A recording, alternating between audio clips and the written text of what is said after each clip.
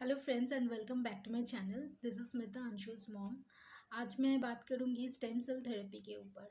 Stem cell therapy के ऊपर मुझे एक एक्चुअली कमेंट सेक्शन में एक क्वेश्चन आया था जिसमें मेरा क्या एक्सपीरियंस है या मेरा क्या मानना है, मेरी क्या पर्सनल ओपिनियन है स्टेम सेल के ऊपर, उसको किसी ने पूछा था। And that person wants to go through that stem cell therapy for his autistic kid and he was asking me के वेदर शुड आई। तो मैंने उनको कमेंट्स में रिप्लाई कर दिया था तभी।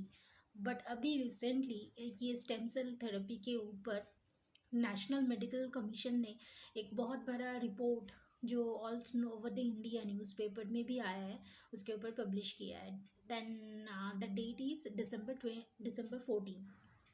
तो उसके ऊपर ही मैं आज डिस्कस करूँगी कि मेरी तरह या मतलब हमारे जो ऑटिस्टिक पेरेंट्स के जो ग्रुप है इसमें मतलब सभी पेरेंट्स को पता नहीं है स्टेम सेल थेरेपी एक्चुअली होता क्या है। एंड हमको अगर ये थेरेपी ऑप्ट करना चाहिए हमारे बच्चों के लिए, ये क्या सच में ऑटिज़म का क्योर है। आपको बता देती हूँ कि स्टेम सेल थेरेपी होता क्या है।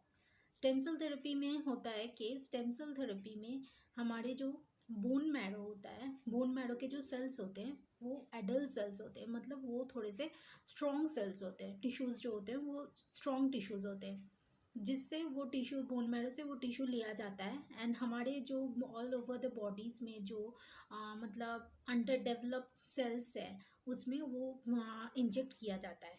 तो क्या होता है उससे, वो जो बोन मैरो का जो सेल है वो पर्टिकुलर उस इन्फेक्टेड एरिया मैं इसलिए बोल रही हूँ कि जो अंडर डेवलप्ड एरिया है उस एरिया में जाके ज़्यादा स्ट्रॉन्ग सेल डेवलप करता है।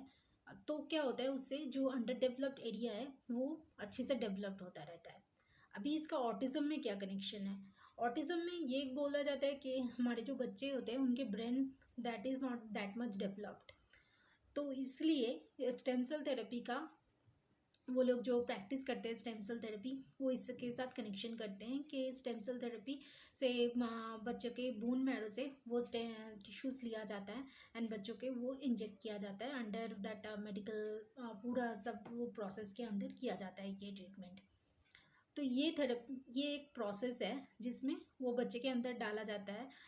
तो वहाँ पे उनका मानना है जो इसको सपोर्ट करते हैं या जो प्रैक्टिस करते हैं स्टेम सेल्स थेरेपी को, उनका ये मानना है बोलना है कि इससे बच्चों का जो ऑटिस्टिक किड्स है उनका बिहेवियरल जो चेंजेस आते हैं, मतलब बच्चे थोड़े से जो बच्चे हाइपर है वो थोड़े से लेस हाइपर हो जाते हैं, जिनके स्पीच नहीं है वो बच्चे बोलने लगते हैं, बोलना स्टार्ट करते हैं।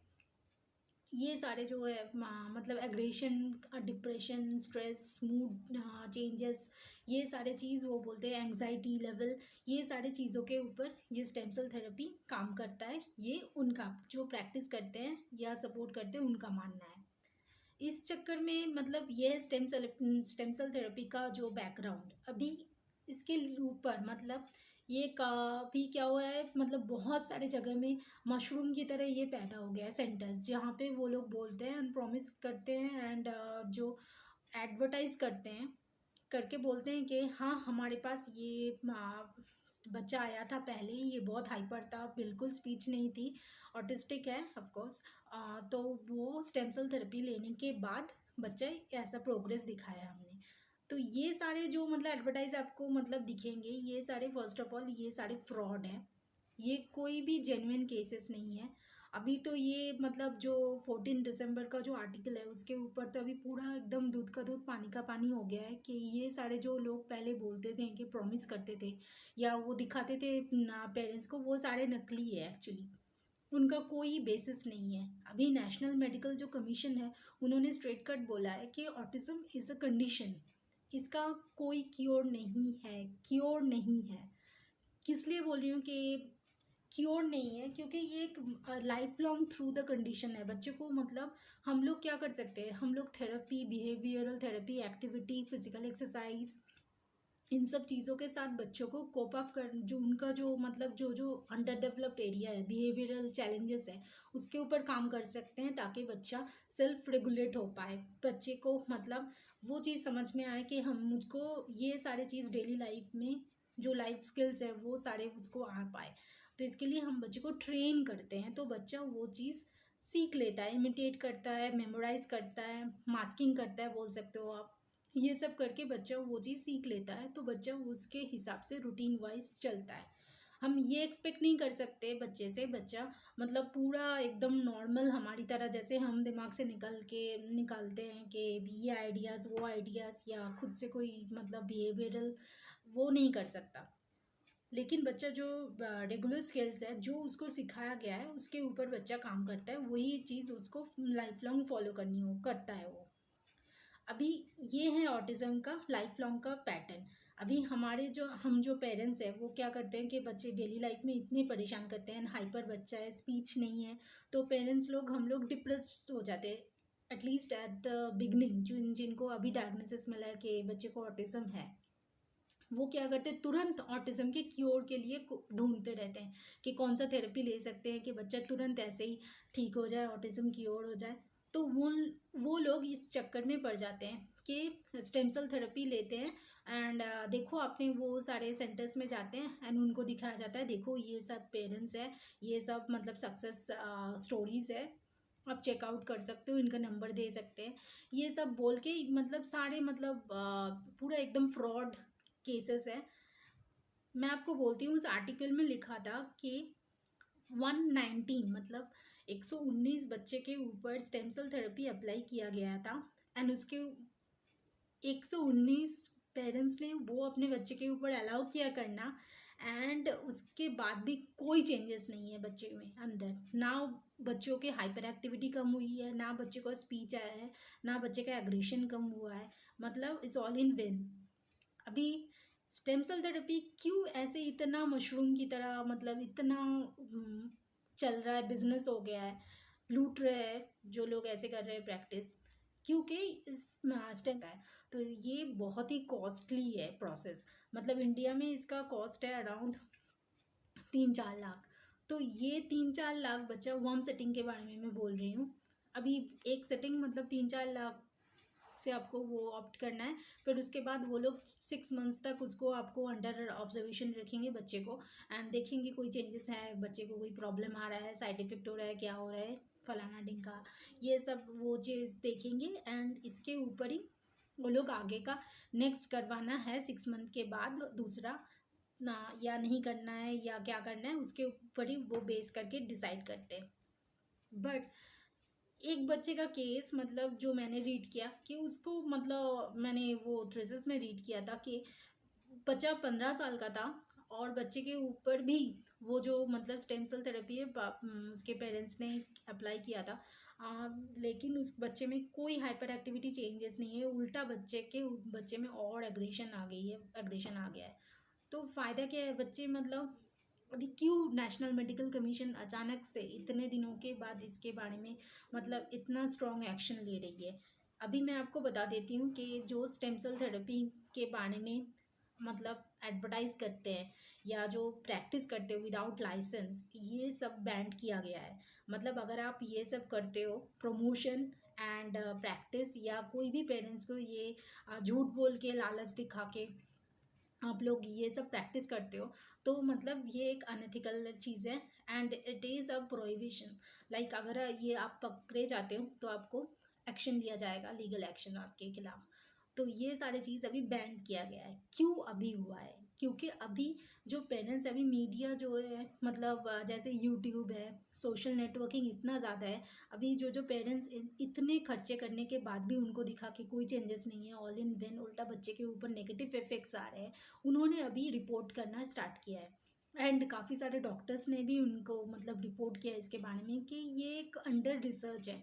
मुझे जब ये कमेंट्स में क्वेश्चन आया था, तभी मैंने उनको बोला था, सर मैं पर्सनली इसके ऊपर मतलब मेरा कोई मतलब नहीं है, मुझे नहीं जाना है उसके ऊपर, मैं नो बोलती हूँ, आपको भी मत जाओ। आपको अगर जाना ही है, आपको ऐसे लग रहा है कि आपको जो जहाँ पे जा रहे हो सेंटर में वो लोग आपको दिखा रहे हैं प्रॉपर डॉक्यूमेंट्स ये सब, तो डबल चेक करो, ट्रिपल चेक करो, उसके बाद ही कोई डिसीजन लो। बट मेरा अगर आप ओपिनियन पूछते हो, मैं आपको ना करूँगी, क्योंकि इसका ये एक under research under develop process है, इसका कोई भी साइंटिफिक प्रूव नहीं है कि ये थेरेपी लेने के बाद बच्चा ऑटिज्म से क्योर हो पाया है। क्योंकि ऑटिज़्म का क्योर है ही नहीं, तो कैसे होगा?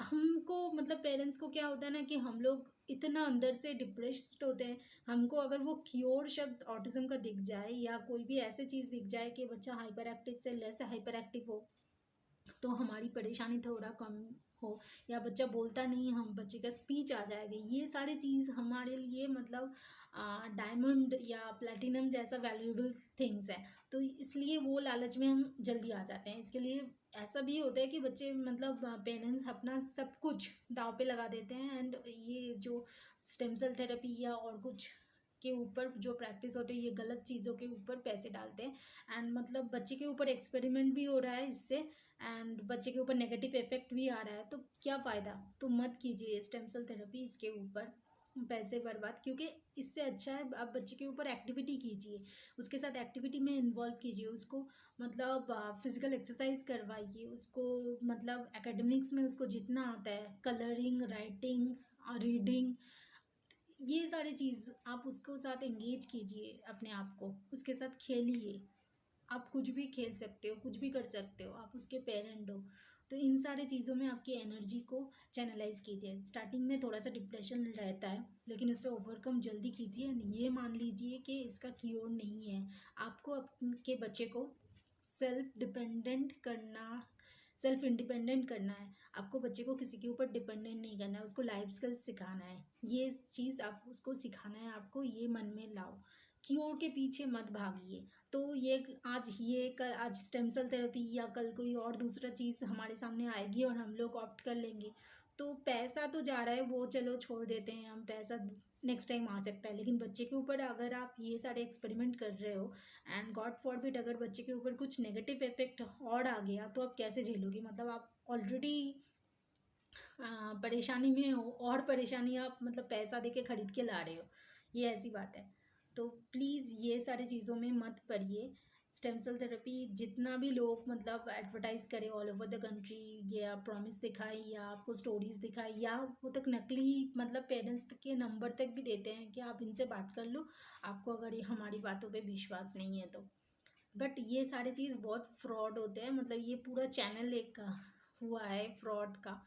तो ये इन सारी चीज़ों में मत पड़िए। सिंपली आप जो फॉलो कर रहे हो, एक्टिविटीज़ फॉलो करो, आप प्रॉपर थेरेपिस्ट के पास जाओ।